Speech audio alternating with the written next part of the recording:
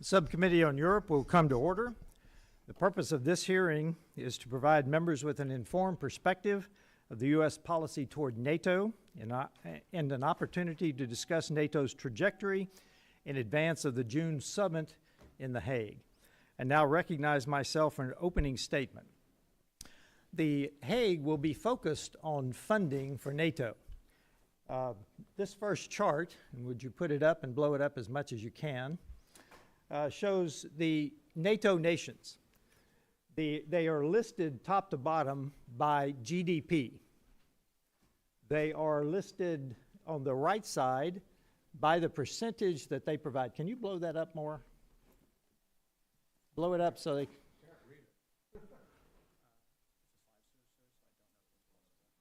Okay, so I want to... I do not. So I want to just talk you through this. Of course, U.S. is at the top with almost $29 trillion in GDP. Then you go down to Germany, UK, France, Italy, Canada, and Spain. Down here, you've got the frontline countries. You've got Lithuania, you've got Latvia, you've got Estonia. Some of the Balkan countries are down below. The ones that I want to point out, and the summit tells us that they are going to be going above 3% somewhere. Easy. So I want to point out right here, we have got the major economies in NATO, specifically France, Italy, and Canada, that are well below Italy, Canada, and Spain, that are well below their current 2% commitment. These are major economies. This is a major change that needs to happen at the summit. Next slide.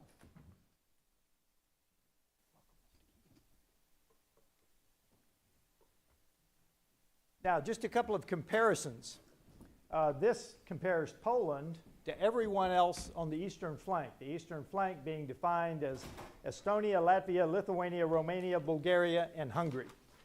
Poland has a GDP of about $840 billion. Eastern flank is $890, so they're not dissimilar. The defense budgets are quite a bit dissimilar. Their percentage, though, Poland is at over 4% currently and going higher. The eastern flank is at 2.36 and going higher and is already committed to go higher. Next slide. And one more, just to give you an idea of where the funding in NATO stands. This is Germany versus the eastern flank, so we've added Poland to the east of Germany. So Germany has the 4.6, eastern flank has 1.7. Here are the defense budgets. Look at this. The eastern flank is providing a higher percentage than Germany is. So my point in all of these three slides is there is work to do in the summit later this month. Now, I know that people have made commitments, but what you just saw were 2024, the last year we had a full year's funding toward NATO. That is a major problem that I wanted to highlight. We've got other issues in this briefing, but that's the one that I wanted to start with. The first thing we have to start with is everyone pulling their weight in NATO. With that, I yield back, and I recognize the ranking member, Mr. Chairman, Keating. Kind of make a question inquired to the chair. Those are important charts that you just presented. Could you make copies so that we could look at them here? And let's have copies made shouldn't be that difficult for the staff. Absolutely. So we can do it now. Okay. Okay. Thank you. Thank you, Mr. Costa. We will do that. Mr. Keating.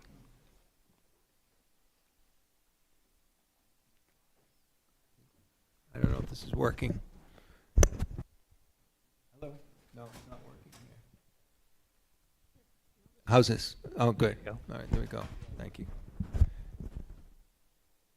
Thank you, Mr. Chairman, for holding this important hearing today, and I want to thank our witnesses for their participation in today's hearing.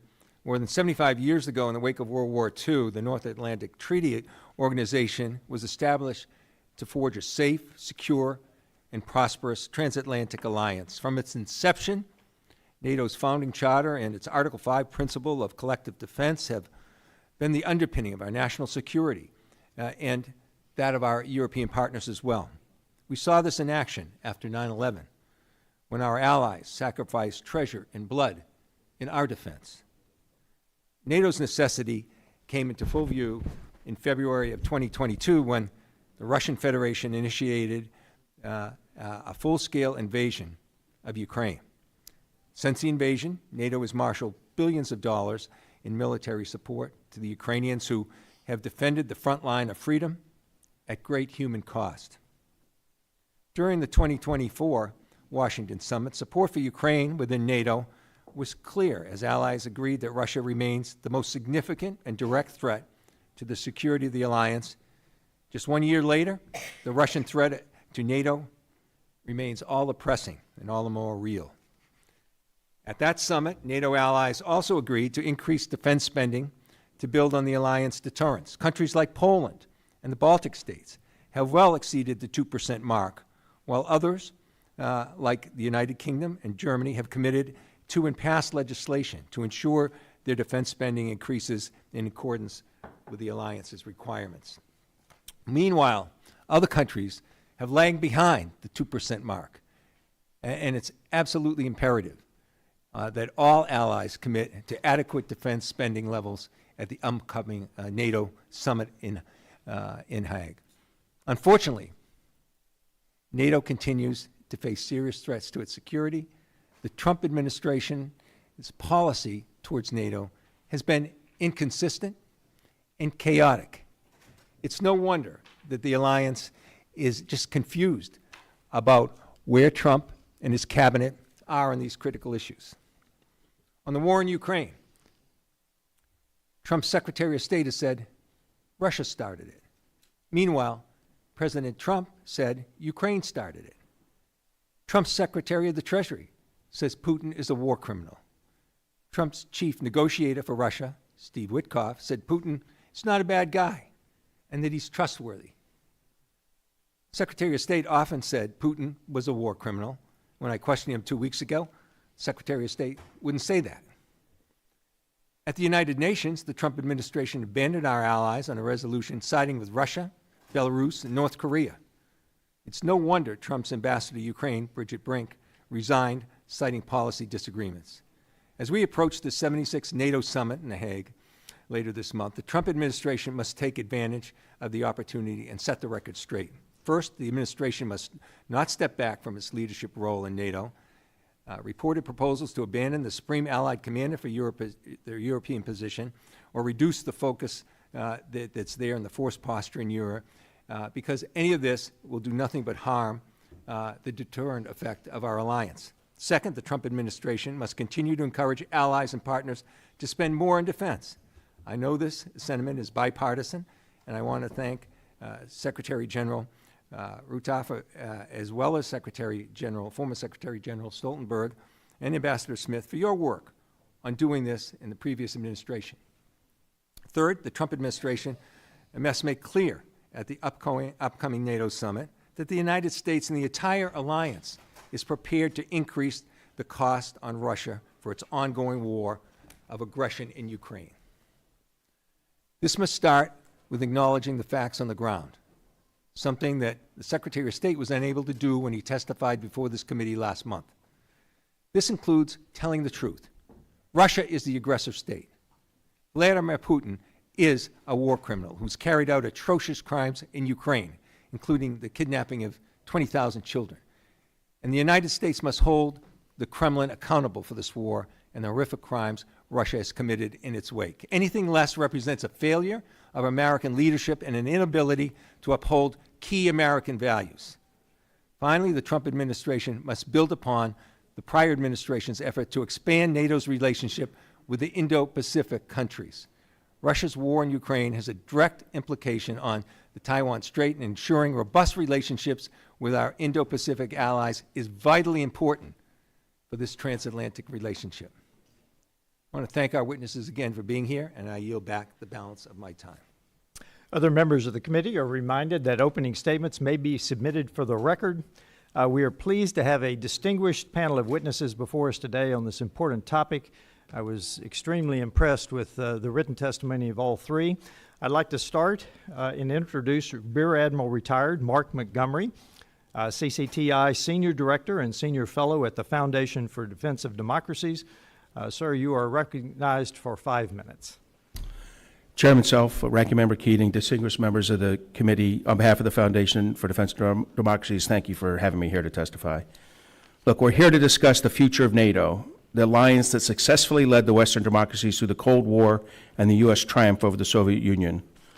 And I think that while the political, security, and economic dynamics have changed markedly over the past 30 years, I firmly believe that NATO can still serve as the organizing principle that guides the transatlantic alliance through the challenges posed by a really rapacious authoritarian state, Russia, as well as the Chinese-led axis of aggressors that really supports and enables Russia. For far too long, many of our NATO allies have ignored these threats. They failed to invest in the alliance. Chairman Self's diagram showed you that. They've even failed to invest in their own defense, and warnings by successive Republican and Democratic presidents went unheeded for 30 years. However, thanks to Vladimir Putin's violent military aggression against Ukraine and his persistent efforts to undermine democratic governments in the Balkans and throughout Eastern Europe, and combined with President Trump's vocal complaints about European defense spending, we are starting to see NATO members finally stepping up to the plate. I too appreciate Secretary General Mark Rutte as he's directed NATO members. He anticipates now that NATO members will agree to increase the defense spending target to 5% of gross domestic product, GDP, at the NATO summit in June. This increased spending is essential, and President Trump has been right to call out the previous European apathy on this issue. And that reason is because Russia and Chinese threats challenge the territorial integrity, democratic stability, and economic prosperity of NATO. Neither Russia nor China will be cajoled or coddled into compliance or even peaceful coexistence. And both Europe and America need to recognize that we are in a long-term fight with the axis of aggressors.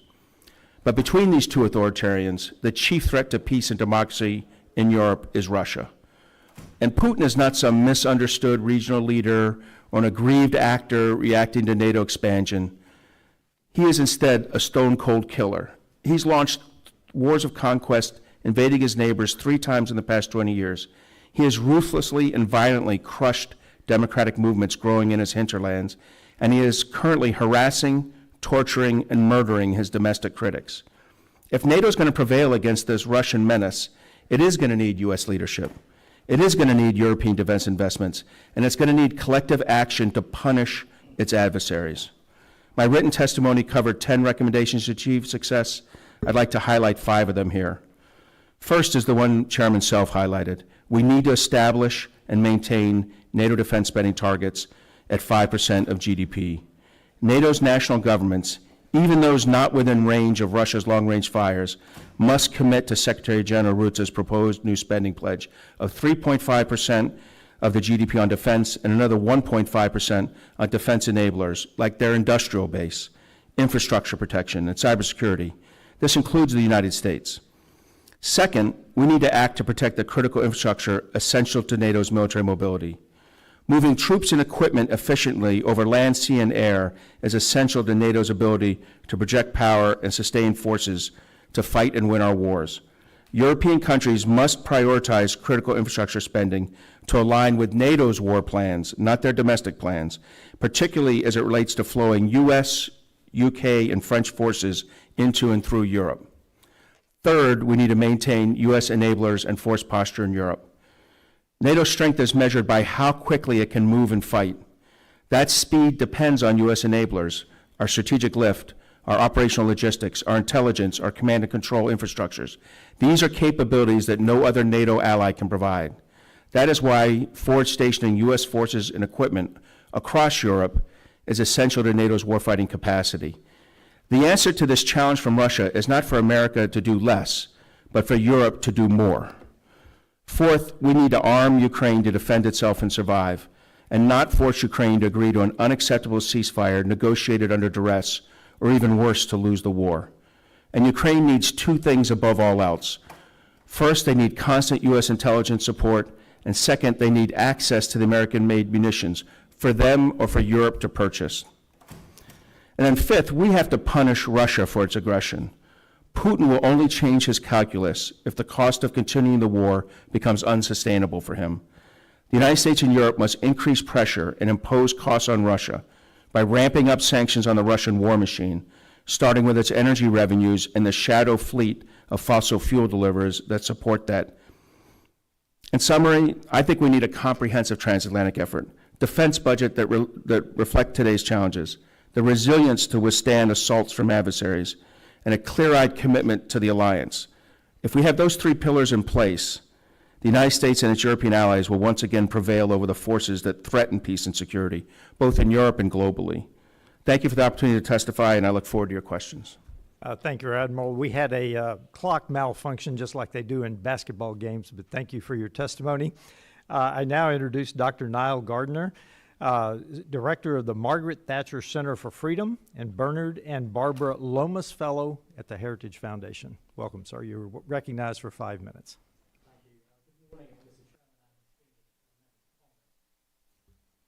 My name is Niall Gardner. I'm the Director of the Margaret Thatcher Center for Freedom of the Heritage Foundation. The views I express in this testimony are my own. My remarks today are a summary of my written statement. NATO remains the essential force that holds back the Russian bear on its eastern flank and keeps in check the imperialist ambitions of Vladimir Putin's murderous regime. Its role is vital in the defense of Europe in the face of Russian aggression. Without NATO, the brutal reality is that Russian forces would very likely today be rolling into the Baltic states and deep into Europe. We should not underestimate Putin's malevolent intentions and his desire to conquer further territory in Europe. To sustain the alliance, America's NATO allies must fully participate in burden sharing with the United States. The Trump presidency is rightly applying pressure on America's allies to do far more to foster true partnership rather than dependency, especially as the US must increasingly focus on the immense threat from communist China in the Indo-Pacific. This cannot be a two-tier alliance where the United States carries the overwhelming military burden for the defense of the free world, while some European allies build vast welfare states. In 2024, only 22 NATO members spent the 2% of GDP on defense agreed to by the alliance in 2014. This is hugely irresponsible. This includes some of the biggest nations in NATO, including Italy, Spain, and Canada. Last year, Canada embarrassingly spent just 1.4% of GDP on defense, a shockingly low figure for the world's 10th largest economy. As Heritage Foundation research has shown, European NATO members have collectively underfunded their own defense by $827 billion since 2014, nearly equal to the entire annual US defense budget. This is a staggering figure. As NATO leaders gather shortly in The Hague, there is, however, growing calls for optimism. President Trump's tough love strategy has made a tremendous impact. In just the first few months of his presidency, Donald Trump has already significantly strengthened the resolve of the NATO alliance. President Trump is not the destroyer of NATO, as his critics allege, but the savior of NATO. Trump's presidency is a wake-up call for a complacent alliance that had been sleepwalking to decline and possible self-destruction. Thanks to US leadership today, which was strikingly absent under Joe Biden, who is barely in command on the world stage, the complacency of past decades has been thrown out of the window. Since Donald Trump took office in January, there has been a dramatic change of approach among our 31 NATO partners, including Europe's economic powerhouse of Germany, with nearly every European NATO member announcing plans to significantly increase defense spending, enhance overall military capabilities, and grow the defense industrial base. This is the Trump effect in action across the Atlantic. But words are not enough. It is time for all of America's NATO allies to make a firm commitment to immediately match America's current spending level of 3.5% of GDP and pledge to raise defense spending to 5% of GDP. The US also cannot allow NATO to be undercut by grandiose visions of a European Union army that would split the alliance and divert vital resources away from NATO. One of the biggest threats to the future of NATO is posed by French President Emmanuel Macron's calls for greater strategic autonomy for Europe, moving away from the United States and moving closer to an accommodation with Beijing. The United States must fight the flawed notion that Europe's security rests upon delusional ideas of a militarily powerful EU, which would replace NATO nation-state cooperation with Brussels-imposed supranationalism. Macron's perilous rhetoric is exactly what Russian President Vladimir Putin and Chinese Premier Xi Jinping wish to hear. The US should also strongly oppose the massively reckless and incredibly dangerous decision taken by Britain's socialist government, led by Keir Starmer, to hand over direct control of the Chagos Islands to Mauritius, a close Chinese ally. The islands are the home of the vital Anglo-American military base of Diego Garcia. This is a major gift to communist China at Britain's expense and greatly undermines US strategic interests and NATO cohesion. The Chagos surrender is the worst foreign policy move by a British Prime Minister in the modern era and a betrayal of the US-UK special relationship. In conclusion, the United States has a significant national interest in supporting a strong NATO alliance. A secure Europe and a robust transatlantic alliance greatly advances the security of the American people. American exceptionalism is the most powerful force for liberty in the world today. It is greatly strengthened by America's alliances, and NATO is at the very heart of the transatlantic partnership. Thank you. Thank you, sir. I now recognize the Honorable Julianne Smith, former U.S. Permanent Representative to NATO at the U.S. State Department. You're recognized for 5 minutes. Chairman Self, Ranking Member Keating, members of the committee, thank you for the opportunity today to speak to you about NATO. For more than 75 years, NATO has been the bedrock of transatlantic security. From the Cold War to the Balkans, from counterterrorism to cyber defense, the alliance has consistently adapted to meet new challenges. Yet NATO's enduring strength lies not only in its military might, but in the shared values of its members and their collective commitment to defend one another. For these past decades, NATO has superbly served both U.S. and European interests by keeping the peace in Europe, which allowed our economies to boom. In recent years, NATO has undergone one of its most significant transformations in decades. In response to Russia's vicious invasion of Ukraine, the alliance has shown historic unity and resolve. Every single member of the alliance has offered economic, humanitarian, or military support to Ukraine, and NATO launched a new NATO-Ukraine Council to enable Ukraine to sit at the table as an equal partner. NATO also welcomed 2 new members, Finland and Sweden, and on the eastern flank, NATO established 4 new multinational battalions, bolstering the alliance's forward defense posture from the Baltic to the Black Sea. At the same time, NATO has expanded its partnerships in the Indo-Pacific. That reflects our shared recognition that security challenges like cyber attacks are increasingly global. In 2022, NATO mentioned China in its strategic concept for the very first time. And most critically, we have seen a striking rise in European defense spending. Allies are investing more in their own security. Today, 23 allies spend 2% of their GDP on defense, up from 6% just 4 years ago. That momentum is set to accelerate. Later this month, NATO leaders will gather in The Hague for their annual summit. Allies are expected to announce a new commitment to spend 3.5% of GDP on hard defense and another 1.5% on related items like infrastructure. This is very good news. For decades, Europeans have underinvested in their own security, and due to Europe's generous military support to Ukraine in recent years, the current capability gaps in Europe are acute. We should celebrate this progress, but we must also be clear-eyed about some of the associated challenges, and let me mention just 3. First, more money alone will not fix the fragmentation of Europe's defense industrial base. Without meaningful work to coordinate procurement, standardize requirements, and deepen defense industrial cooperation, this influx of funding runs the risk of simply reinforcing the inefficiencies that have long plagued European defense. Consider tanks. Unlike the U.S., which fields a single main battle tank, the M1, NATO's European members have more than a dozen different types of tanks. This kind of fragmentation complicates joint operations, undermines NATO's cohesion, and slows production and procurement. NATO must ensure that increased spending leads to increased capability, not just duplicated or siloed efforts. Second, Spending needs a strategy, and right now, the alliance lacks a coherent approach to dealing with Russia beyond deterrence. NATO's long-term posture remains unsettled, and so do our collective objectives regarding Moscow.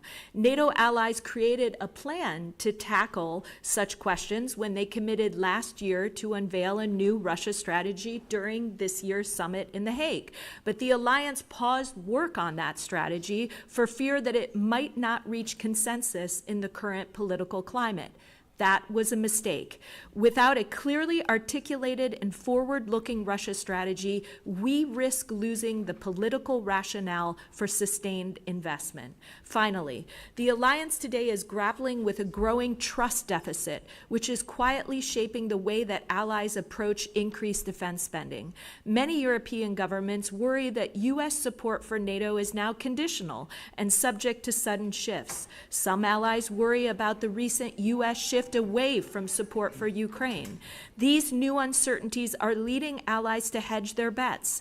Instead of making bold, long-term investments in shared NATO capabilities or better co-production efforts with the United States, some allies are focusing solely on capabilities made in Europe. Unless this trust gap is addressed directly, with steady U.S. leadership, transparency, and a shared strategic vision, America's security will be undermined and the alliance as a whole will risk missing the full potential of the current momentum.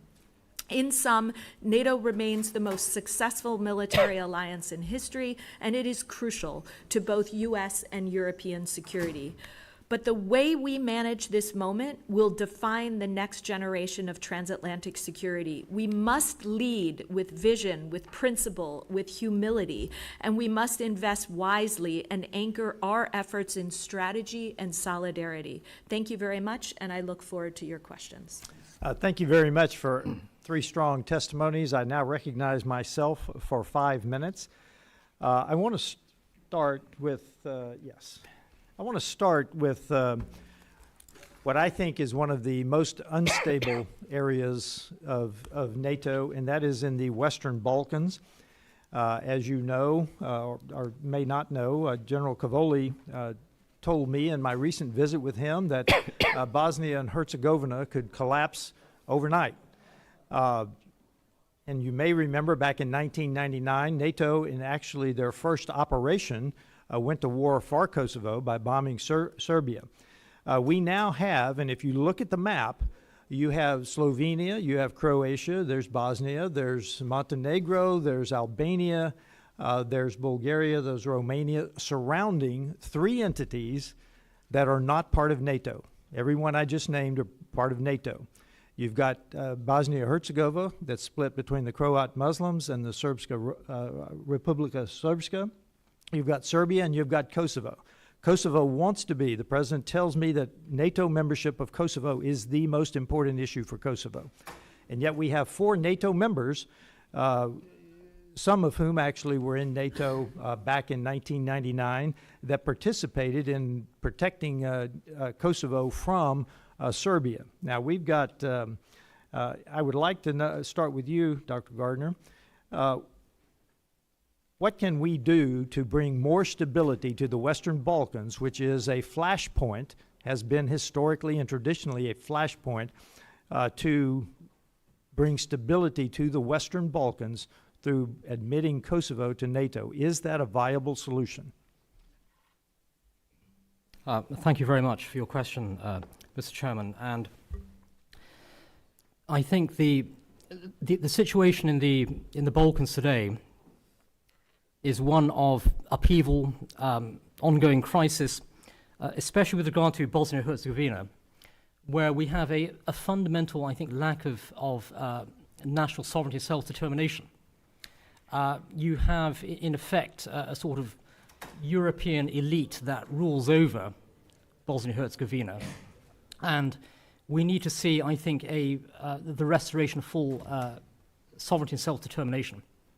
And I think that as long as you have this EU-driven elite that actually, in effect, controls the nation, you're not going to be able to move forward and end, I think, the tremendous tensions that exist within that region.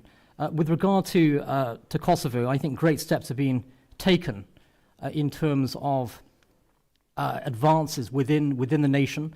They clearly seek to be part of the NATO alliance. I think that with regard to Kosovo, there has been a lot of positive developments. I think we'll have to assess how things move in the coming months and the next 2 years or so. But I have to say that there is growing optimism with regard to the broader outlook for Kosovo and for future participation in NATO. So I do remain optimistic on that Okay, side. thank you, yes. Admiral Montgomery. I'll take a slightly more aggressive approach and say that I think Serbia and the Republic of Srpski are both bad actors who place Balkan stability at risk. I think their leaders, Vucic and Dudic, are thugs who are intentionally, I think Dudic is trying to make the Bosnia largely a tinderbox, and Vucic has aims on eliminating Kosovar sovereignty. Our response needs to be strong. We need to support KFOR, the NATO force that's in Kosovo as a stabilizing force, make sure it's properly equipped and enabled with European and American support. But most importantly, we do need to move Kosovo along the path to further European integration through both the European Union and NATO. And the United States needs to use its significant power to push countries like Spain who oppose this into doing the right thing and allow Kosovo to enter the broader European environment. Thank you, Ambassador. I need to make one more point. I appreciated your point about more money does not mean our industrial base is sufficient. And you pointed out the European industrial base, but our own industrial base needs reform and re-energized as well. Would you like to comment on that in my last 20 seconds? Yes, thank you, Mr. Chairman. Thank you for raising the Western Balkans. Just quickly, this is a region that demands attention from 3 different corners of the world. NATO has to remain engaged. The European Union must stay engaged to continue to pursue diplomatic efforts to work towards peace, and the U.S. needs to show up and be present and engaged. If not, Russia and China are waiting in the wings and play a very active role in that neighborhood, trying to divide the folks in the region and divide Europe from the United States. Thank you. My time is up. Okay. So to honor the time, I will have that question submitted to you in writing. I now recognize Mr. Keating, the ranking member. Thank you, Mr. Chairman. Ambassador Smith, I was curious too, and I think this is worth mentioning. The U.S. commitment to Ukraine just isn't one with NATO. As we're dealing with continued nuclear threats, particularly in Iran, we know the danger of those threats. Well, decades ago, there was a commitment made to Ukraine. Can you talk about the U.S. commitment to Ukraine before and why that commitment was so important? So there have been multiple, thank you, Ranking Member Keating. There have been multiple commitments to Ukraine over the years. First and foremost, the NATO alliance promised in 2008 that Ukraine would become a member of the alliance. But Ukraine has also gone through its own process of ridding itself of any sort of nuclear weapons program with the hope that the United States and other countries would come to its aid. Big an arsenal was that? I mean, there was the U.S., there was Russia. Where was Ukraine back then? It was significant, Was it not the on third, the I think? scale of Russia, but this was an arsenal that would have, had it remained, served as a very effective deterrent to Russia's aggression that we So the saw U.S. unfold commitment in was February. before even Indeed. this. Well and that before. commitment Well said before. that the U.S. would defend aggression against Ukraine. Indeed. And so here we are. And now we have NATO allies joining us. I'm curious, how many times has Article 5 been implemented by NATO? Only once, sir, and that was, of course, after 9/11 So- here in the United States, when So who European benefited allies from that? came We all to benefited, us. but indeed, I was in Afghanistan and Iraq. I saw NATO soldiers. I saw them there defending, and many times unpopular in their own countries, the U.S. defense in that regard. I'm curious, too, if Putin is successful in Ukraine, Admiral, what would that mean for U.S. investment? You know, we're talking a lot about money here. What about the cost of Putin being successful in Ukraine, what would NATO, what would the United States, do you believe, have to deploy in Eastern Europe, and how expensive would that be? Well, if he's successful in Ukraine, and I don't think he will be, but if he was successful in Ukraine, it would put tremendous pressure on the Baltic states and Poland. The Souvlaki Gap, the area that he would like to grab there, is very easy. So for us to counter that, it would take, we already have a brigade in Poland. It would take a division in Poland. We have battalions in the Baltic states. It would take brigades in the Baltic states. In other words, at a time when we are considering reducing our footprint in Europe, we would actually have to significantly increase at least those rotational forces. And wouldn't you say, in your experience, deployment of troops is far more expensive than assets? It is, yes, sir. It would be a lot more expensive than the $32 or $34 billion worth of weaponry And we talked, too, about the need for our own country to do better in terms of procurement and dealing with our assets. But wasn't, in fact, we were in a period of modernization in our own country among armed services as well. And so we were modernizing our forces. And many of these outdated, by our perspective, assets were so useful to Ukraine. And wasn't, Ambassador Smith, wasn't the investment of U.S. dollars, most of that money stayed here? Is that true? Most of it stayed here in jobs and to modernize our own.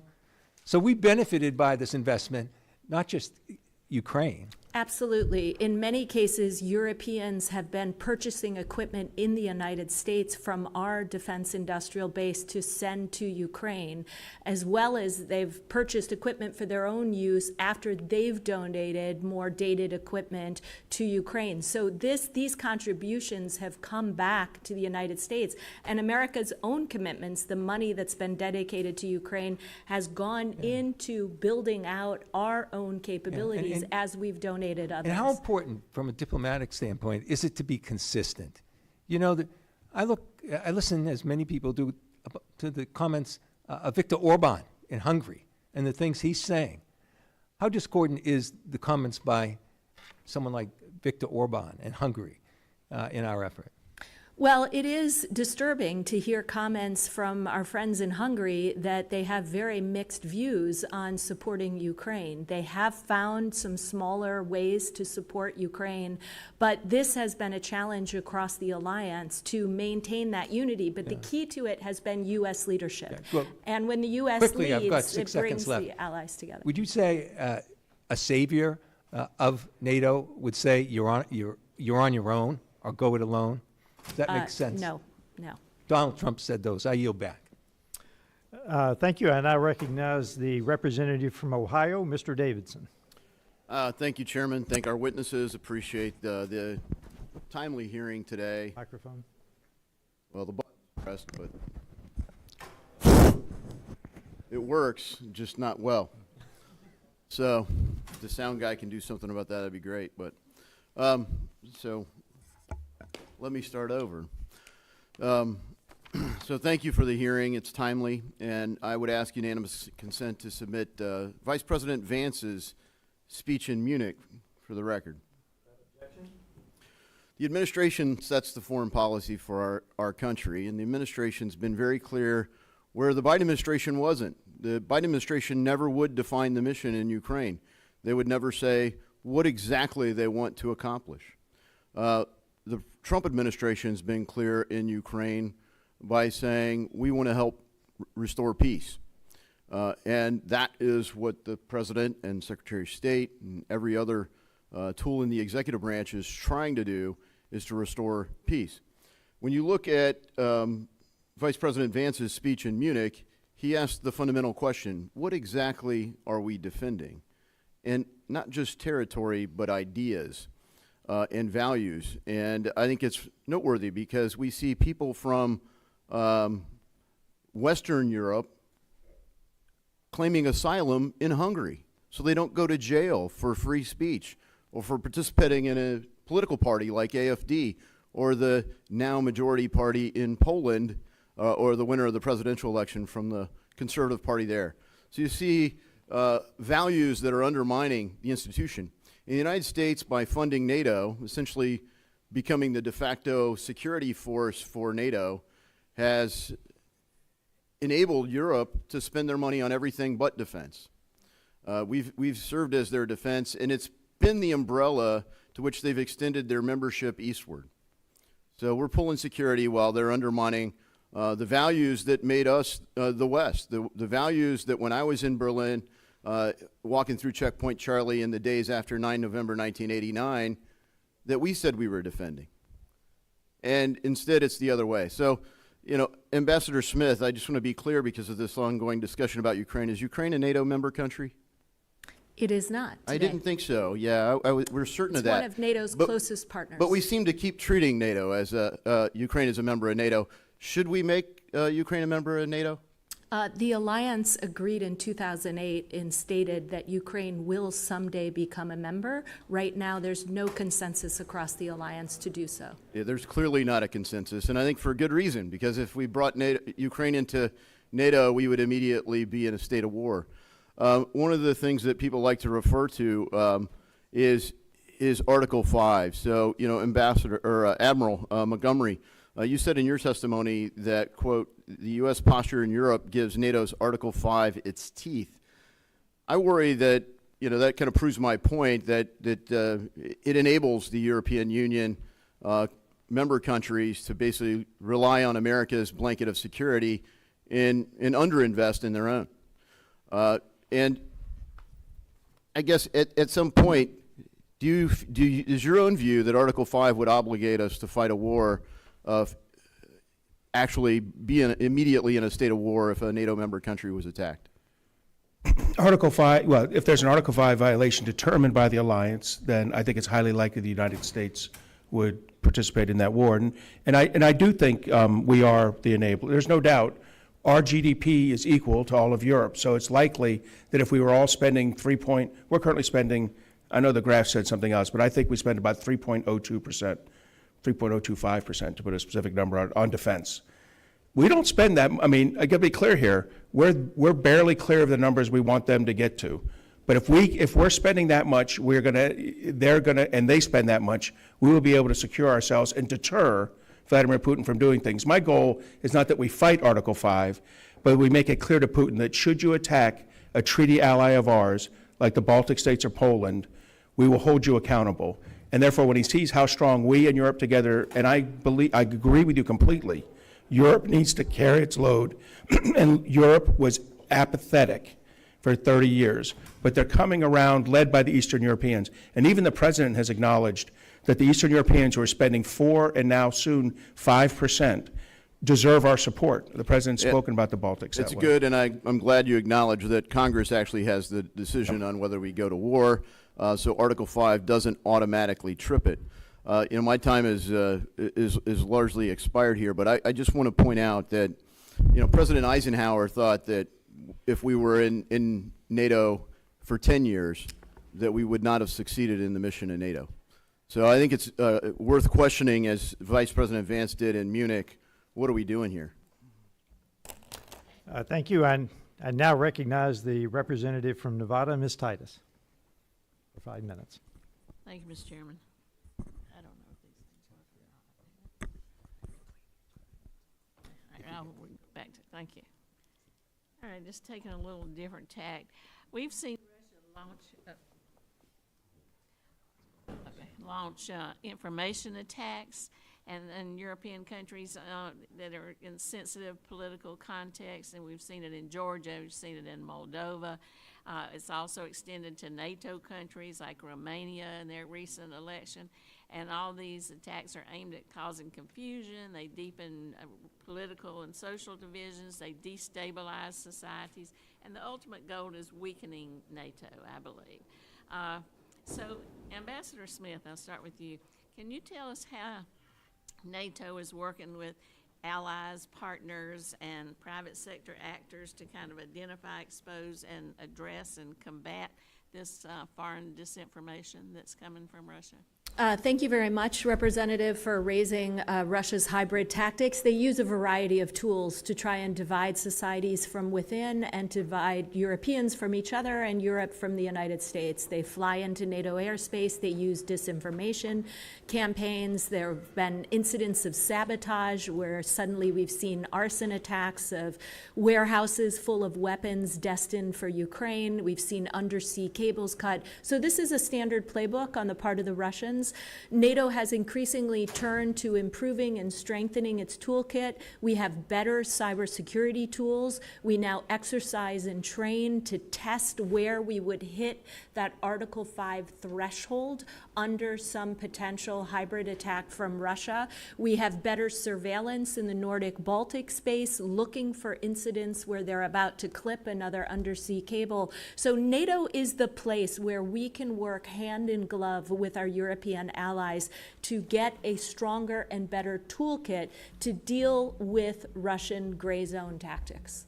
I'm glad to hear we're doing those things, but at the same time, we're eliminating the Global Engagement Center. Can you address how that might work to our disadvantage? Well, that's unfortunate because right now in the U.S. government, it seems that this administration is not placing any importance on those types of efforts to combat disinformation stemming from not only Russia, but Iran, from China. These countries work together to share messages, to learn from one another in how they promote these pieces of disinformation. And the U.S. traditionally has been a leader in helping allies understand how to counter those efforts. But right now, with the elimination of the Global Engagement Center, we will likely not be the beating heart of those efforts going forward. I agree with that. Can I add one thing on that, ma'am? The Trump administration didn't get rid of the Global Engagement Center. Congress did. You allowed its authorities to expire last December. I agree, it's a mistake. But what the Trump administration has done is gotten rid of the Voice of America and most of the other distribution systems, which is a mistake. That tells the truth about America for people to hear. When I lived in the Soviet Union in the early 1980s, Voice of America and Radio Free Europe are what you could hear there to hear the American story. So I'm disappointed in the Trump administration for that, but I don't blame them for the Global Engagement Center. You and Congress allowed that to expire in December of last year. I didn't. Don't say I did, but yeah, some did. You. Okay. Well, you have done a few things too. Let me ask you this, shifting over here to you, Admiral. Excuse me for saying General. We're fixing to go to the NATO summit in The Hague. Now, we've got two allies in a part of the world that needs more and more attention, the Eastern Mediterranean. So many things are happening in that area, from Israel, Syria, Lebanon, you name it. We got two NATO allies there. We got Greece and Turkey. Greece is a friend. Turkey is not such a reliable ally. What's the message we should be sending to Turkey when we go to The Hague next week? Look, I agree with you, and I'm glad we're selling Greece F-35s. I think we should continue to sell Greece significant weaponry as necessary so they can do their job securing the age and southeastern Europe.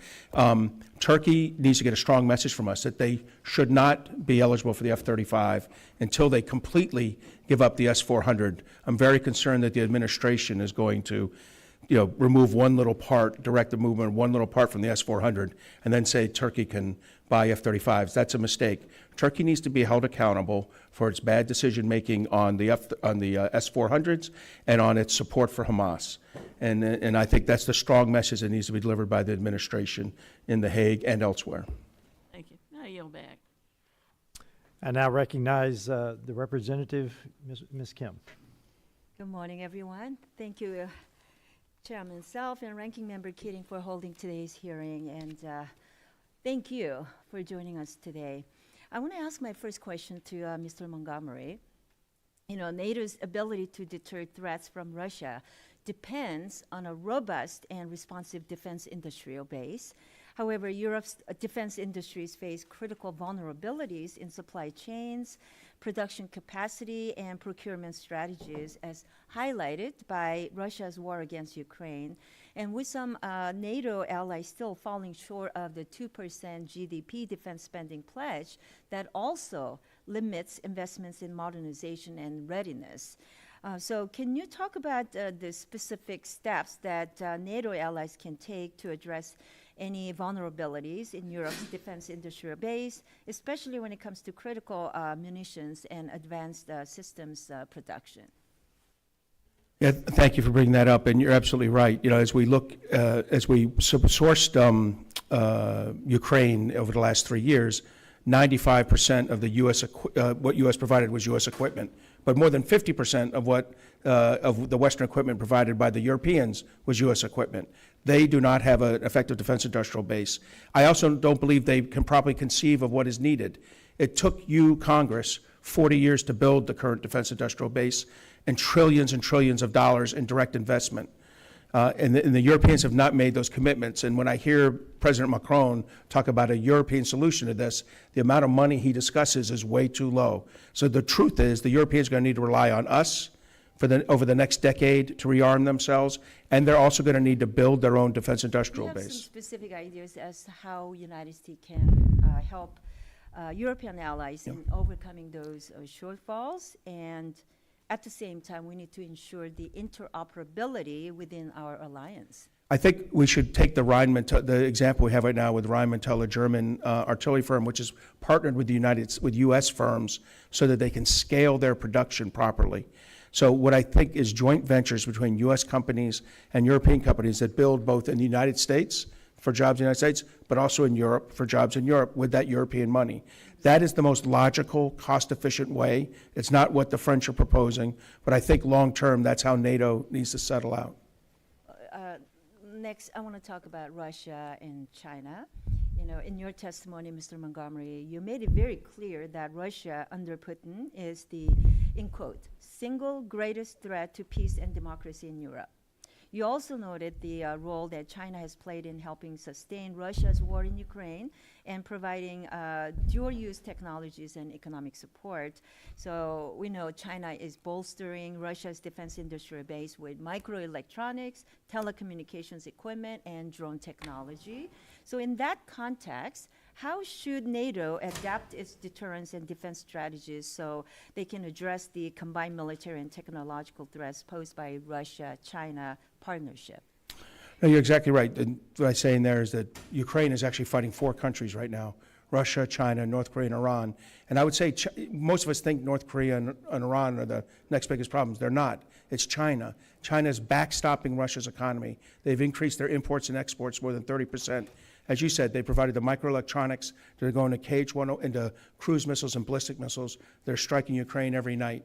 We absolutely have to hold China accountable for its support to Is there Ukraine. specific capabilities or partnerships that NATO should prioritize to counter those threats?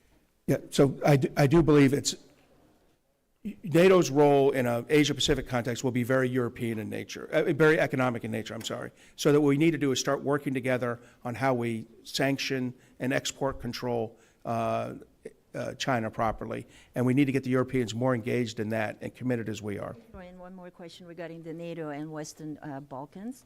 The Western Balkans is a critical region for NATO's efforts to promote stability and counter external influence.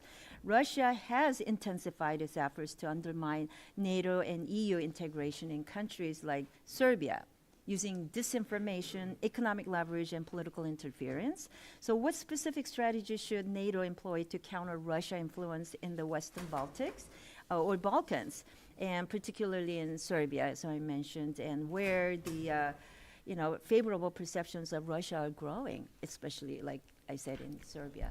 Well, I think you're exactly right. President Putin has supported both Vucic in Serbia and Dudic in Republic Srpski. We need to fully support Kosovo in its efforts to enter the European Union and NATO. But more importantly, we need to ensure that the stabilizing force, NATO's K4 force in Kosovo, is properly manned and equipped to do its job to provide the warning that's necessary so that Washington can hold Serbia accountable for threats to Kosovo. Thank you very much. My time's up. I yield back. I now recognize the representative from California, Mr. Costa. Thank you very much, Mr. Chairman. For the purpose of my 5 minutes, I want to focus on NATO and Ukraine. But let me first remind ourselves a bit of history.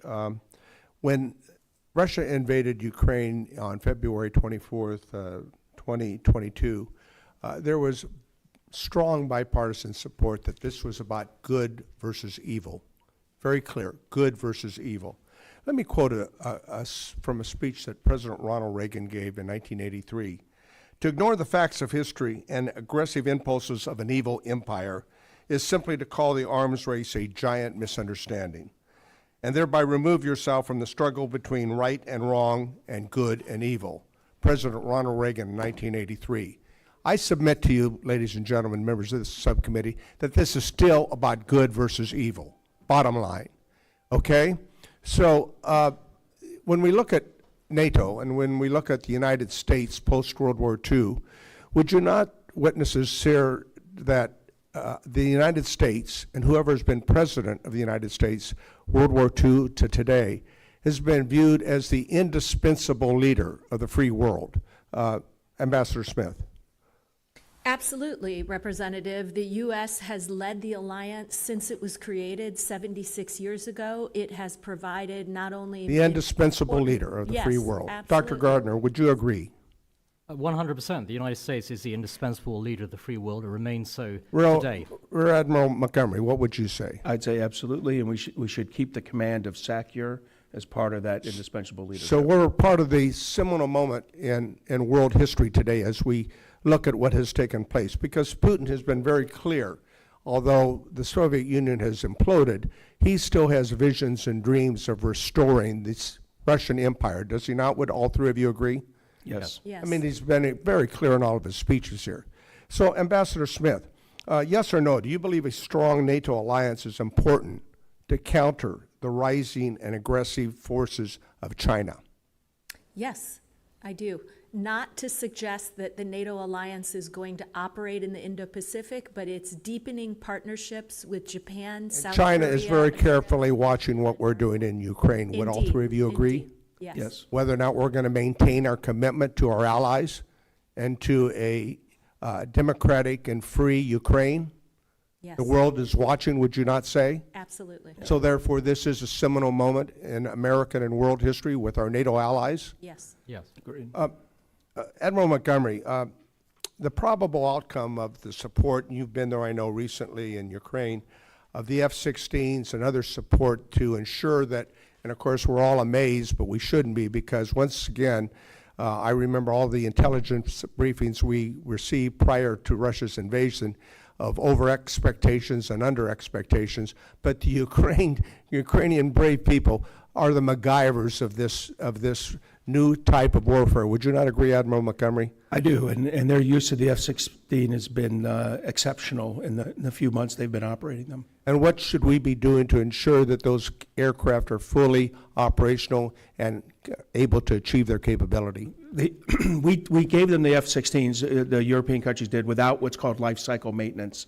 The consumables, the equipment, the training, the maintenance stuff they need. We need to fully provide the life cycle maintenance, and we need to provide the right weapon systems to be used as a counter-drone. And our allies, the Danish and the Netherlands, have provided the aircraft. We're helping to try to train the pilots, but we need to do more. Is that not correct? That's correct. We need to do the supply chain, the logistics, and we can just sell it to them. We don't need to give it to them. We can sell it to them, but we have to provide that life cycle maintenance.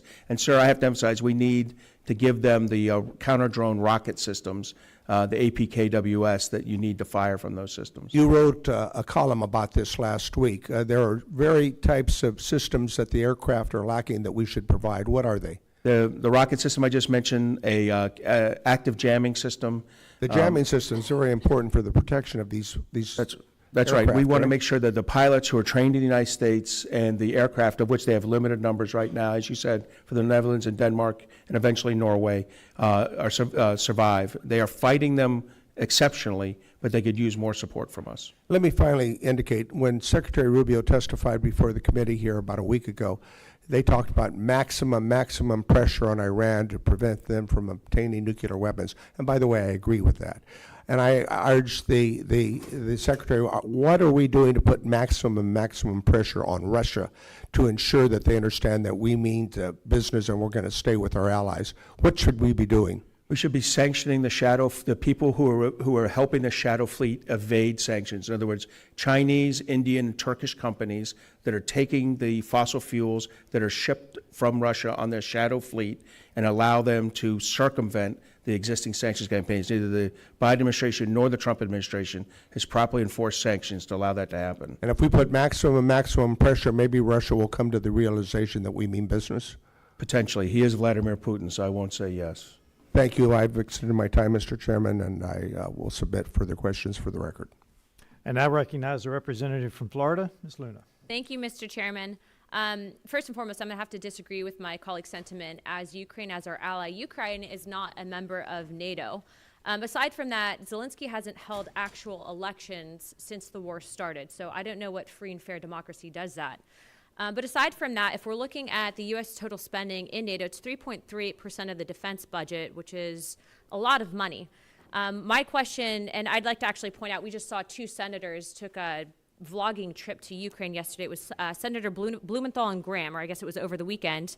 But to put simply, their sanctions bill with Graham, it's basically another DC classic. The Sanctioning Russia Act of 2025 throws a 500% tariff and banking bans at Moscow, but where's the accountability for how billions in prior aid were spent? Biden's admin shoveled millions and billions of dollars into Ukraine with zero oversight, no audits, no results. Now this bill demands $55 million for monitoring, while Section 17 slaps tariffs on other countries buying Russian oil, which China will bypass through third parties. Trump's America First policies does not write blank checks. It demands verifiable wins. And if Europe is not going to step up militarily, why should U.S. taxpayers fund their security theater? Sanctions without enforced negotiations are just performative politics. You know, I was just with the House Democracy Partnership Institute. We were actually in Belgium. We met with the European Union. We met with some NATO countries. And what I can tell you is you have these countries who are not surrounding Ukraine, and they're advocating for war. But you have countries like Romania, Russia, countries like Moldova that want peace and thoroughly back President Trump's agenda. The reason that I bring that up is because I do believe if we continue funding NATO in our current capacity, we are simply making excuses, not forcing them to take a realistic approach at peace negotiations. My first question would be to Mr. Montgomery, if you could just go back and elaborate really quickly on what you had stated in regards to oil. Yeah, right now the Russians are able to ship their fossil fuels in avoidance of the existing sanctions, which both the Biden and Trump administration have in place, by finding third parties. They ship them on illegal shadow ships, and third parties, and you mentioned them, China, India, Turkey, are receiving that. The way you normally stop that is you then sanction the companies receiving that, the ports receiving it, and the banks involved in the procurement, and then those companies back off. And historically, we've seen that happen with Iran, with North Korea, with others. So all we have to do is enforce the existing laws, the existing sanctions, and we will take away what is funding Russia's military operations. Instead of performative politics, correct? I mean, I agree with you. Well, instead of Yes. I think you can do that regardless of the sanction bill going on in the Senate. Cool. And aside from that, just with that same perspective, do you think that it's a good idea for members of our Senate, members of Congress, to go outside of the policy being set forth by the White House and the Secretary of State in regards to policy with Russia and Ukraine currently? Well, I certainly feel it's fair for senators and congressmen to go on whatever congressional delegations they want. I've supported thousands in my career, and I have no opinion on when Republicans criticize Democratic administrations or Democrat representatives criticize Republican administrations. To my military knowledge, that appears to be the normal way of doing business. Do you think, though, that it's dangerous to have people that are advocating for policy that's pro-war when they're first and foremost not the ones on the front lines, and also to receive massive contracts from defense contractors, or not massive contracts, but massive donations and support from defense contractors?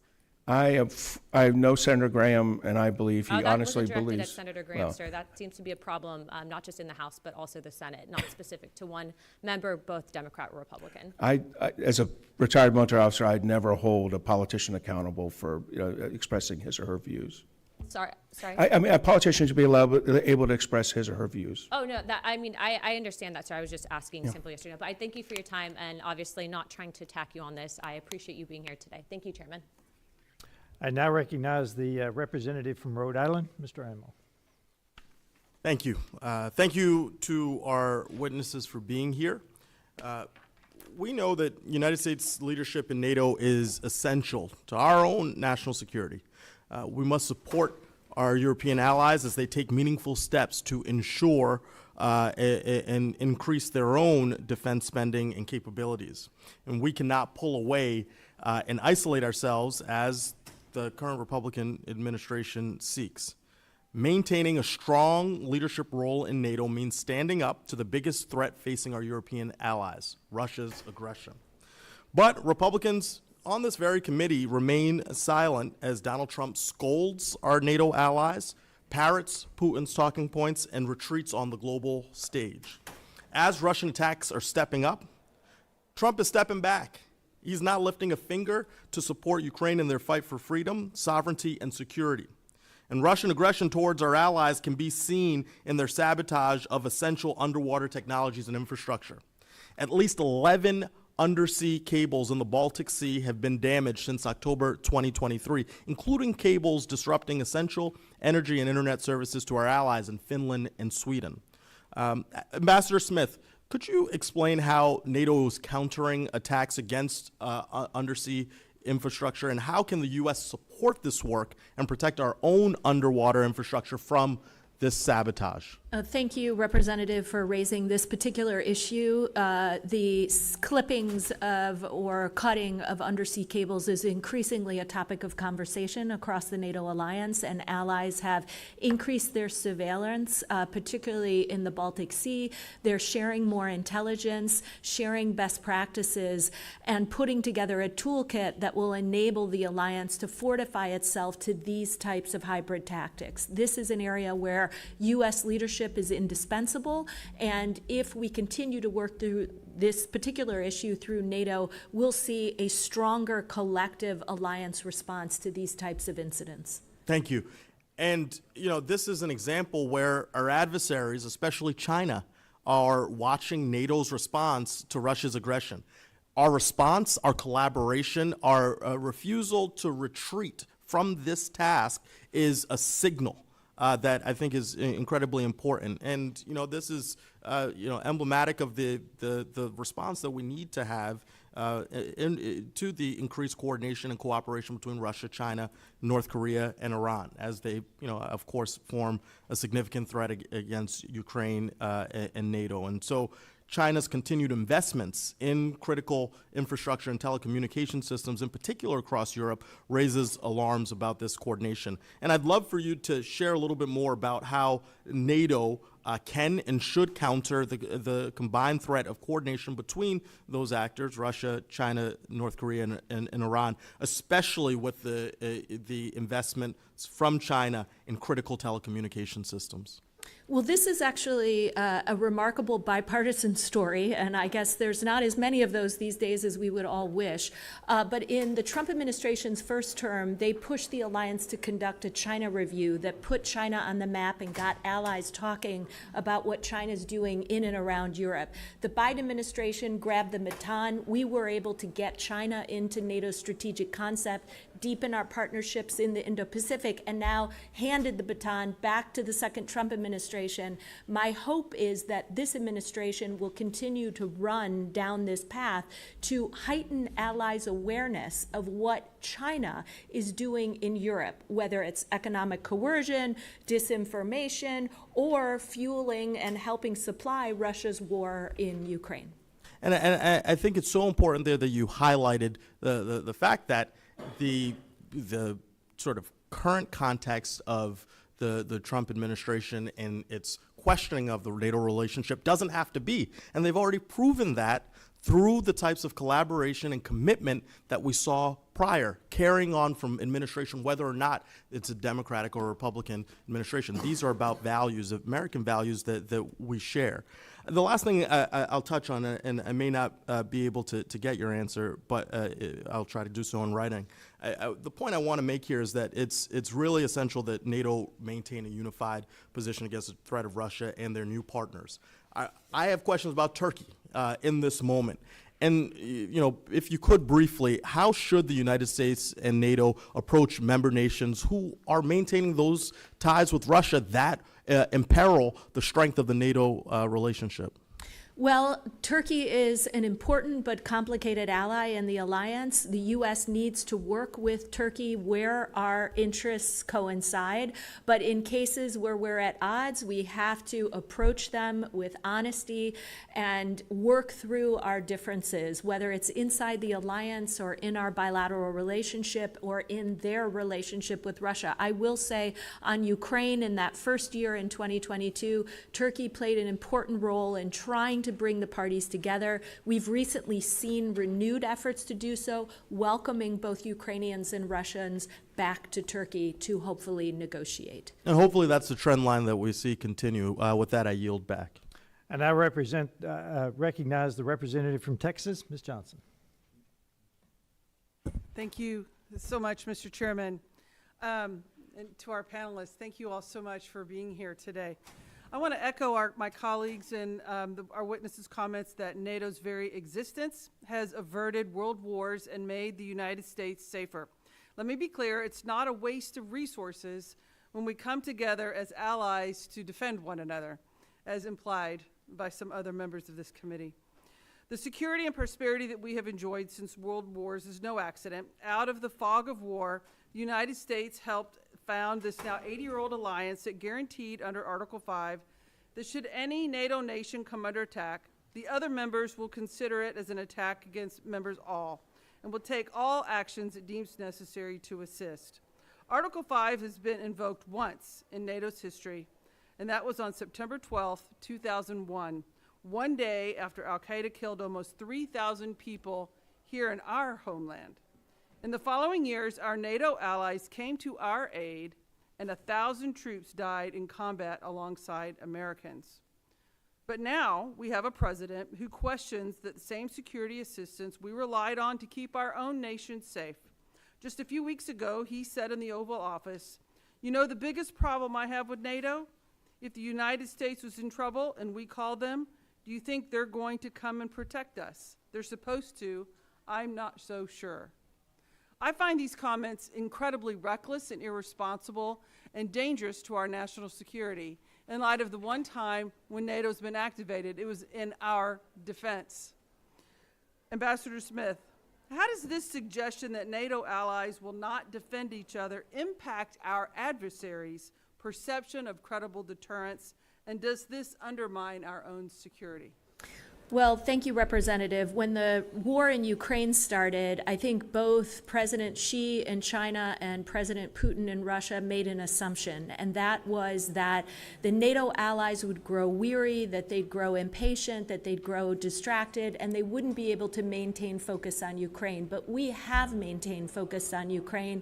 We remain united. I'm worried that won't continue to be the case. I want to see continued U.S. leadership, which is critical to alliance unity. And while the Europeans are increasing their defense budgets, it makes perfect sense to remain committed to this alliance. It serves our interests in addition to the interests of our allies. So I firmly believe that the U.S. should maintain its commitment to this alliance, and that doing so will send a very strong signal, not just to Moscow, but to China, Iran, North Korea, and other countries around the world. And it seems to me like the administration is sort of doing the hokey pokey. We're in one day, we're out one day, we're in one day, and we're turning it all about. And that is not the way to have sustained, reliable, persuasive foreign policy, in my opinion. Do you agree? Yes, Representative, I will tell you that the day that the Trump administration suddenly, without consultation with any of our allies, flipped off and turned off intelligence sharing to Ukraine and all military assistance, it was eventually turned back on. But that day sent a chill through our European allies, our friends in Canada, who were worried that this now signals a new era where at any moment the U.S. can have a sudden shift without any close coordination or cooperation with them. The president just sent over a rescission bill that will defund remove funding, critical funding for the UN. I'm curious as to how this panel feels about the U.S. decreasing its financial commitment to the UN and what that would do to our national security interests. Yes. Thank you very much for the question. And now I fully support efforts to reduce funding for the United Nations, because the United Nations is riddled with corruption and inefficiency and frequently acts against U.S. national interests. And I think that the Trump presidency is pushing for greater accountability from the United Nations, and that is absolutely right. Admiral, And so, how do you feel about that? So I'm uncomfortable with the decision bill with the UN, but more so with the reduction in USAID funding for, particularly I study the cyber capability and capacity building that we've been doing in Eastern Europe and in the Balkans. And I think the cutting of that funding, the reduction in that funding will make it'll make it much more difficult for U.S. forces to operate, to move in and through these countries as we like to do with our forces. So we have to be very careful with these reductions in our overseas assistance. If they have a legitimate national security value, they should be maintained. And when you eliminate 100% of everything, I tend to think you really didn't do a legitimate review. I couldn't agree with you more. Thank you all so much for your testimony. I'm out of time, and I yield back. With that, I recognize the representative from Illinois, Mr. Schneider. Thank you, Mr. Chairman, and thank you for allowing me to join this hearing, and to our witnesses. I appreciate your insights. You all use similar imagery. You talk about NATO as the beating heart, the bedrock, the bulwark. That was very consistent. Ambassador Smith, but you also spoke about a trust deficit. And I'll paraphrase, but many governments are worried that the U.S. commitment to NATO is conditional or transactional. Are European allies right to worry about the U.S., Ambassador Smith? Well, I will tell you, having just got back from Spain a couple of days ago and having the opportunity to meet with a number of allies across Europe, there is a real concern that the United States right now is unpredictable, and that its position both on Ukraine and on the NATO alliance is entirely unclear. They do not like that unpredictability and worry about whether or not U.S. leadership will continue. Ask my time back because I want to cover a lot of things. But Dr. Gardner, right to worry? if I could respond to that, actually, and I've met with dozens and dozens of European delegations here at Washington over the past few months, and also have been to several European capitals recently. And the message from our European friends is that President Trump is actually applying the right kind of pressure on our NATO partners to increase defense spending, to do more. He is really shaking up the transatlantic alliance in a very positive way, and I've not heard the negativity that you're referring to. I appreciate that. Rear Admiral Montgomery? So I don't think this has been a wise maneuver, just like I didn't think it was wise to pull out of Afghanistan without informing our NATO allies. I think we have about a 5-year streak right now of being too unpredictable and too unfocused on the actual rapacious authoritarians staring us in the face. And if I can pick up from there, I remember the images from Bucha. The bodies in the street, the hands tied behind backs, the faces of ordinary people, men, women, and children massacred in cold blood by Russian troops. Russia's goal was not just to seize territory, it was to extinguish a nation, to remind those still under its power that resistance is fatal, and to warn those who escaped that their safety was not assured. There was no ambiguity. It was terror. It was annihilation. And it was specifically staged for the world to see. And the world responded. NATO reinforced its eastern flank. Our allies rose to the moment. And for the time, I would argue, so did we. But I think at this moment, the United States is drifting. Not drifting. We're actually being led away from principle towards paralysis. The president has remained silent as Russia renews its campaign of drone strikes against civilians. He has not condemned the atrocities. He has not mobilized support. He has not led. And many in Congress, including some of my colleagues on the other side today, have followed that example. They speak of Ukraine's cause but shrink from its defense. They blockade, delay action, and offer platitudes in place of policy. Some have mistaken political convenience for principle, or they have lost both. We are once again at a point of strategic and moral clarity. Ukraine is not asking for our troops, it is asking for our resolve. NATO is not demanding escalation, it's asking for consistency. Each day that the United States hesitates, NATO's deterrence is tested, and not only in Kyiv, but in Warsaw, Tallinn, and beyond. And if Ukraine chooses to pursue NATO membership, as we promised in 2008, as Ukraine is part of an agreement to relinquish its nuclear weapons, is part of the family of nations, there has to be a clear and credible path forward for Ukraine, who has made sacrifice, who has bravely fought the Russians. We need to honor our commitments and admit that door to NATO remains open to free nations, not just Ukraine, but free nations who meet its obligations and share its values. So my question, I'll turn to Ambassador Smith again. Bucha was a moment of clarity. The president has been silent on Bucha. Been silent on the renewed campaign, Russia's renewed campaign of drone strikes against civilians. He told Zelensky that he had no cards to play in the Oval Office. I can only imagine what Zelensky was thinking, knowing that there were plenty of cards left to play, as we saw this weekend. What does the president's silence communicate to our NATO allies and to Moscow in particular?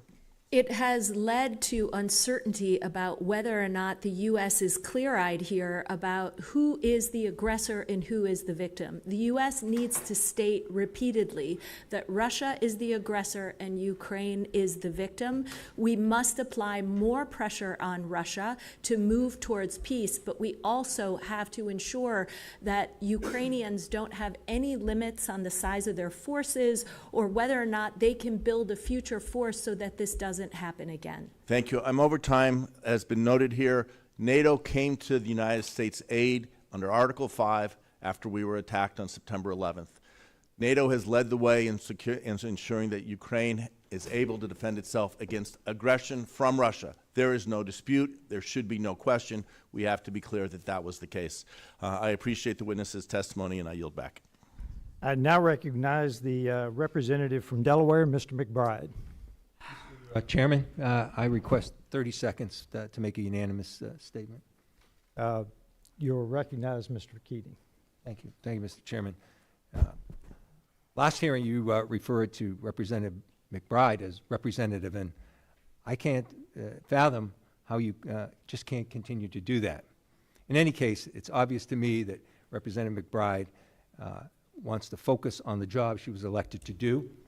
So going forward, every time you do this, she'll demonstrate who she is, and you'll demonstrate who you are. With that, let us focus back on the hearing. Thank you, Ranking Member Keating. I am indeed here to talk about strengthening our national security by bolstering our NATO alliance, because democracy is under attack, both in the U.S. and around the world. NATO, grounded in shared cultural values with our transatlantic allies, plays a vital role in defending democracy and sustaining the U.S.-led democratic world order that protects our freedoms every single day. NATO has been a defender of democracy both at home and in Europe for over 75 years, fostering both one of the longest periods of peace between great powers in human history and the greatest expansion of freedom and individual liberty ever. On the global stage, this administration is attacking our NATO allies, Denmark and Canada, canceling foreign aid without notice, and defending Putin's illegal war in Ukraine. Most dangerously, this administration is undermining Article 5 in explicit ways. But the threat to NATO and to the security it has fostered is even more insidious than just that. Here at home, we are seeing a democratic backsliding and dangerous illiberalism take hold. When due process is infringed upon and the First Amendment is trampled upon, we are not simply violating domestic norms and constitutional freedoms. We're communicating to Vladimir Putin that we no longer cherish the shared values that underpin our commitment to NATO. We communicate we aren't willing to defend democracy here at home, and in so doing, that we're not willing to defend it overseas. That democracy and individual liberty are not principles that we will fight for. And this is part and parcel of a broader global project aimed at dismantling democratic institutions and shifting toward authoritarianism.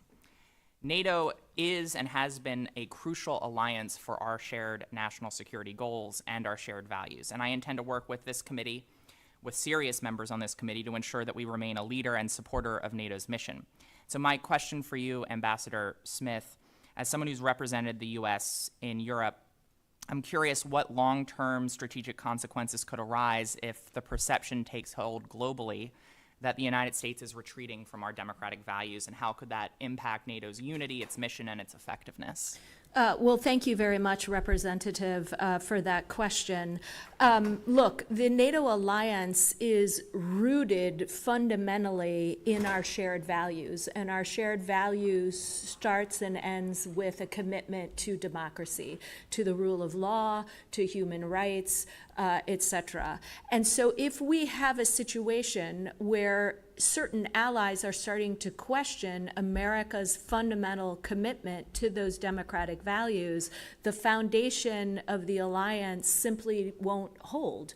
So the United States needs to not only continue to ensure that it leads this alliance as it has done for now 76 years, but it has to be the beacon on those democratic values. Without it, the NATO project, again, simply doesn't work, and it would be ultimately a win for China, for Russia, for Iran, for North Korea, and others to see the collapse of those shared values. So the U.S. has a key role in maintaining them. So I want to build off of that point, Ambassador, specifically around the message it sends to China and Russia.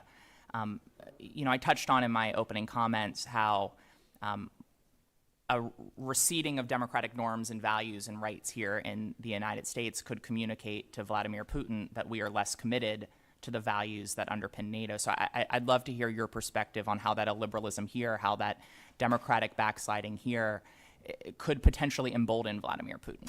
Well, we can't do anything, Representative, to signal to Moscow that we are backsliding on any of those core values. And we have to ensure that America's commitment to the alliance is ironclad. It is there. NATO is there to defend our shared values. We do not want to give Russia any impression that we're backing away from that commitment. And then finally, in terms of NATO's unity, I'd love to hear a little bit more from you, Ambassador, about the public attacks by U.S. leaders on longstanding NATO allies and how that's impacting or potentially could impact cohesion and mutual trust within NATO.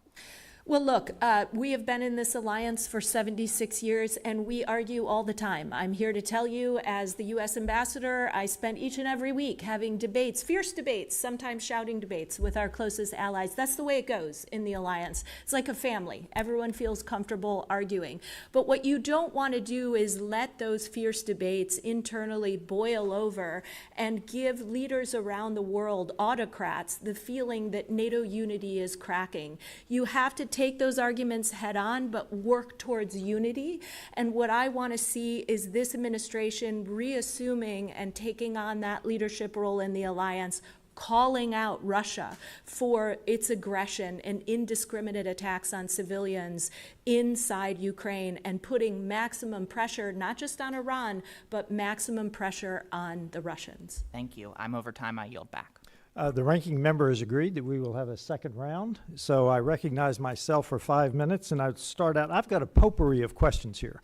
But Dr. Gardner, you responded to that last, and I thought you wanted to give a response to one of those last questions. If you'll take a few seconds. Yes, thank you very much, Mr. Chairman. And I would like to respond to the remarks made by Representative McBride, because I think the comments there were absolutely ridiculous, and the attack on the United States as a nation supposedly backsliding on democracy bears no relation whatsoever to reality. I'm proud to live in the freest nation on earth, and the United States fights every day for freedom and democracy across the world. And I find it absolutely astonishing that a member of Congress would compare the United States to Putin's Russia. And the United States is today the beacon of democracy and freedom in the world. And we see that on a daily basis. And I just want to mention on the record that I find it absolutely appalling that a member of Congress makes astonishing attacks on the United States full of lies that carries no relation whatsoever to reality.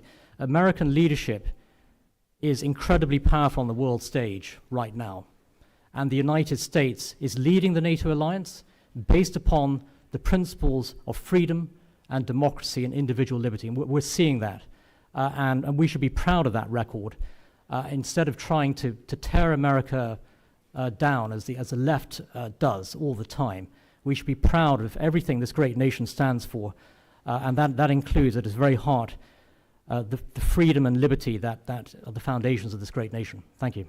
Thank you. And to get back to some of the details, I'd like your opinion, Dr. Gardner, of the arrest warrant for Dodik and the potential impact on the Western Balkans and their refusal to carry through with that arrest warrant. Yeah, actually, on that particular issue, I'm going to defer to my colleague, Ms. Montgomery, who I think has a more detailed understanding of that particular issue. Thank you. I do think thank you, Niles.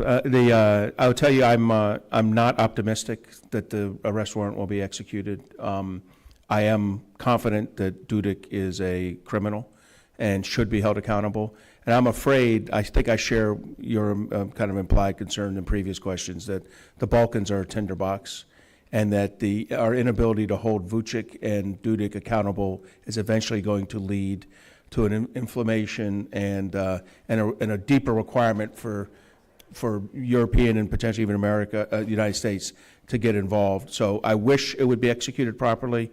I suspect it won't, sir. Okay, very good. Now, we had a very short conversation about the Suwalki Gap. That is, in my mind, the second most important issue facing NATO. So would you give us a tutorial on the Suwalki Gap and the Kaliningrad enclave and what that enclave represents to Russia? Well, as a retired Army officer, I'm not surprised you bring that up, but I agree with you completely. The Suwalki Gap is a narrow throat that Russia would like to grab in order to bring itself with a greater Russia, with Belarus, in contact with the Kaliningrad Oblast, which is the most heavily fortified geographic position in the world. Despite the war in Ukraine, the Russians have not backed off one iota from packing weapon systems into there that hold Poland and the Baltic states at risk. The ability to close that, I think, 60-kilometer gap would be very rapid in war. But, I believe the Russians can do that, and certainly with what they've learned in Ukraine, they will be able to do that. So I share your concern about the Suwalki Gap. This is one of those issues where Europe and NATO need to be thinking very hard about how you persistently deter Russia from being able to do that. I do not think you can get the weapon systems there 5, 6, 7 days after the fact. It will be lost by then. And the Baltic states and Poland share your concern. And my last point in my last 30 seconds is FMS reform. We have a great need to reform FMS, and I'll just make that point on the record. We have still billions of dollars behind in weapon systems that Taiwan has already paid for. Saudi Arabia stands in front of Taiwan for the Harpoon missiles, having paid for the restart. So it's something we cannot take our eye off the ball. Ambassador, you mentioned the defense industrial base. FMS reform, I think, is vital for the future of everything that we've been talking about. With that, I yield my time, and I recognize Mr. Keating. Thank you, Mr. Chairman. There's a lot of misinformation, I believe, that's going around the U.S. And around the world regarding the commitment of our NATO allies, our European allies, in fact, the 50-country allies that all are working as one to defeat Russian aggression in Ukraine. So I'd like, Ambassador Smith, could you take some time and straighten the record out here? I mean, the contribution from Europe is extraordinary. So if you could take some time and correct some of those misconceptions. Yes, thank you very much. There are some folks out there that believe that the U.S. has been supporting Ukraine over these last 3.5 years largely in isolation, and that's simply not the case. Our European allies have given an enormous amount of support to Ukraine. They've housed millions of refugees. They've provided critical economic and humanitarian support, but they have sent weapons. Some countries have sent them everything they had. The Baltic Baltics, the Poles, a country like Romania that sent essentially all of its air defense. These contributions have been critical to what Ukraine has been able to do to defend its territory against Russian aggression. So I completely appreciate your point. I think it's important for folks to understand that this has been an effort not just with our European allies, but with 50 countries around the world. Secretary Austin, when he was Secretary of Defense, regularly convened 50 countries from around the world, including friends in the Indo-Pacific, to each month send more critical support to our friends in Ukraine. One of those meetings is happening today, and the U.S. Secretary of Defense will not be attending the UDCG, the Ukraine Defense Contact Group. That is a shame in my mind. It's a group that requires U.S. leadership at the highest levels, and the United States started this group, and it needs to continue to lead it. Yeah, the contact group is essential. And in fact, it's a way the U.S. is leveraging, their assets around the world too. And so I think it's critical in that regard. I also wanted to just touch base. The Russian elections that occurred where they voted to have legitimate control over areas of Ukraine in violation of every international law that you could think of. How would you categorize those elections? Well, it's a pretty short answer, Representative. It was a sham, and we cannot allow this to stand. In my mind, we cannot allow Russia to come in and make these assumptions and claims that the Zelensky administration is somehow a Nazi regime, that this territory that they're currently occupying belongs to Russia, that they have a right to own Crimea. None of this adheres to Ukraine's very clear territorial integrity and sovereignty, and we have to continue to stand up and push back against those types of Russian assertions. Speaking of elections, in World War II, with martial law declared in UK, they did not have elections, did they not? Correct. And is someone familiar with the Ukraine Constitution? Right. There's now, martial under law. martial law, they are not holding, yes. Martial law was called because of the Russian aggression. Because of the war, correct. But their constitution would not allow that, even if they wanted to have that. Is that correct? Indeed. Admiral Montgomery, I don't think we spend enough time talking about Putin and who he really is. You mentioned that in some of your remarks. And we were looking at this negotiation that's going on, which is, negotiation is always a good thing. Talking is always a good thing. But how would you categorize Putin's response to these negotiations? The offer in Istanbul last week was an insult to President Trump. I mean, President Trump has told President Putin several times, come to the table with a serious deal. And he's told him, stop doing Vladimir, stop doing the bombing. I thought there was a potential this time there would be a reasonable response. But instead, it was just a laundry list of every illegitimate Russian claim to Ukraine and every ridiculous request that they basically neuter themselves, demilitarize, and take no Western support. It was an absolute insult to President Trump, who has given President Putin more than enough time to come to the right answer. Great. My time has expired. I yield back. And now recognize the representative from Nevada, Ms. Titus.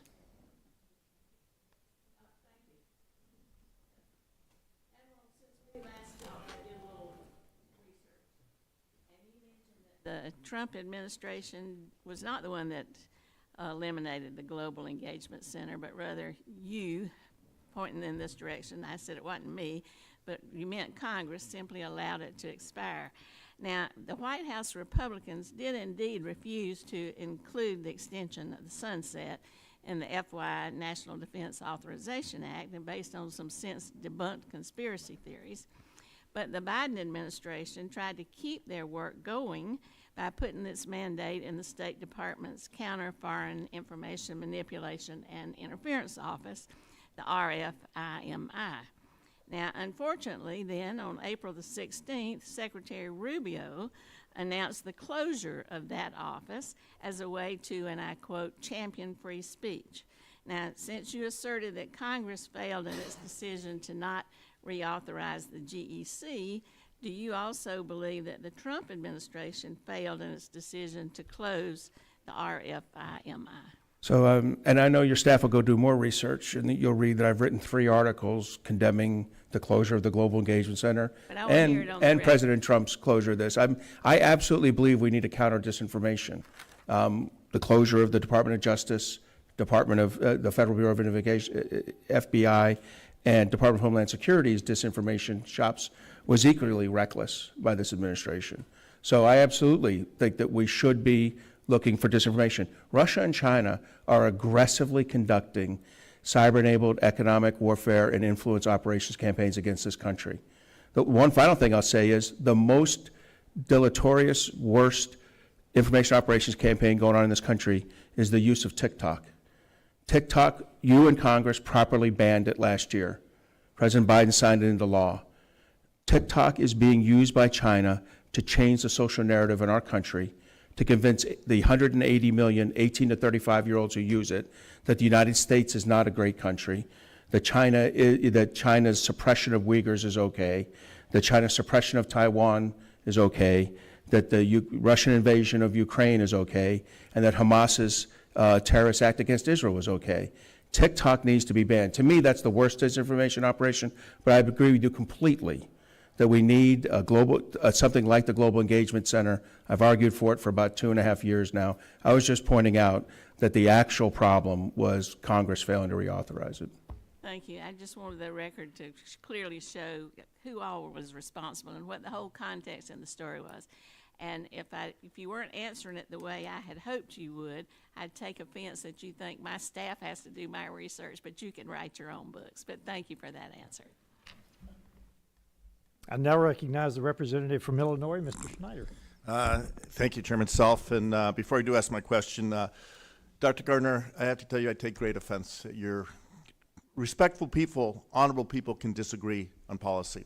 To question Democrats' commitment and patriotism is unacceptable. I love my country, and I know my colleagues do. I am committed to the country, like Rear Admiral Montgomery, Ambassador Smith, our colleagues here. We take an oath to defend the Constitution, and we do that with seriousness and integrity. So I take great offense. We live in a great country. We are a beacon to the world. I am the father of a Navy veteran. Like Admiral Montgomery, he was a surface warfare officer. And we can disagree. We don't need to besmirch each other's commitment to our country. Rear Admiral Montgomery, in your opening remarks, you stated, I'm going to quote you here, "I firmly believe that NATO can serve as a bulwark that brings transatlantic alliance through the challenges posed by a rapacious authoritarian state, Russia, and the China-led axis of aggressors that supports and enables Russia." I think we agree on that. My question for you is it can or is it must? Must NATO be at that forefront? Yeah, in my written I said can, and in my oral I said must, because I believe it's must. I mean, look, there is no substitute for us. I agree with Niall and his characterization of French President Macron's initiatives here. They're going to go nowhere. It needs to be us. It needs to be NATO. Myself, Chairman Self, others have served with NATO over 40, 50 years. It makes, we are the bulwark of democracy in Europe, and we are the only thing that is strong enough to defeat them together. Europe has to spend more. We have to spend more. We're going to go below 3% in real GDP, defense spending and GDP, not the numbers that we get from some disarmament agency in Scandinavia. We're going to go below 3%. Over the next 2 to 3 years.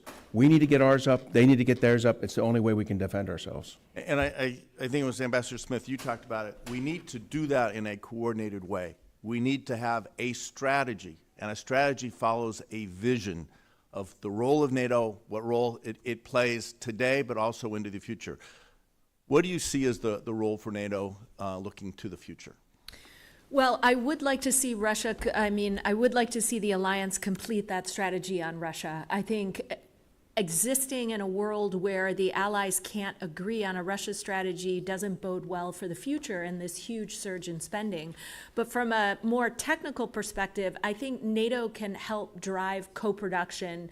We've heard a couple of great examples today. I often point to the case of Spain, Romania, Germany, and the Netherlands coming together with Raytheon to build the GEM-T missiles for the Patriots.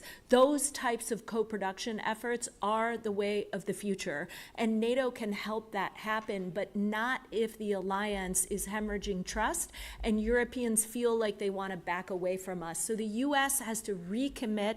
This summit is going to be very important in terms of the signals the Trump administration is going to send. And it should, in my mind, allow the alliance to move forward both with the Russia strategy and allow it to push forward on those joint ventures that I just mentioned.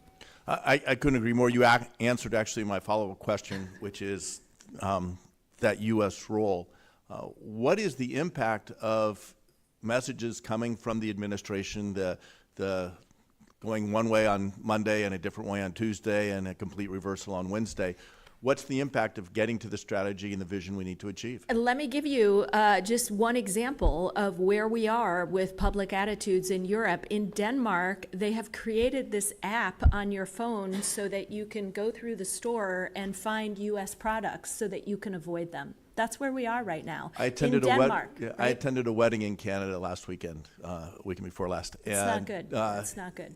We went in to buy a bottle of wine. There is no American alcohol in the liquor stores, and we're seeing that. Rob Montgomery, I want to give you the last word here. What is the impact of the inconsistency from the U.S. if we're going to achieve the strategy you talk about if NATO must lead the way? Look, as a military planner, I ran our plans in U.S. European Command and our operations in U.S. Pacific Command during my career. And the one thing that any military planner or operator wants is consistency. We need to have consistent, stable resources, operational plans, and direction from senior leadership. In the end, the president makes the direction, and we need to flex to it. But consistency is always a preferred condition. Thank you, and with that, I yield back. I thank the witnesses for their valuable testimony, the members for their questions. The members of the subcommittee may have some additional questions for the witnesses. I will ask you to respond to those in writing. I will certainly have one. Pursuant to committee rules, all members may have 5 days to submit statements, questions, and extraneous materials for the record, subject to the length of limitations. Without objection, the committee stands adjourned.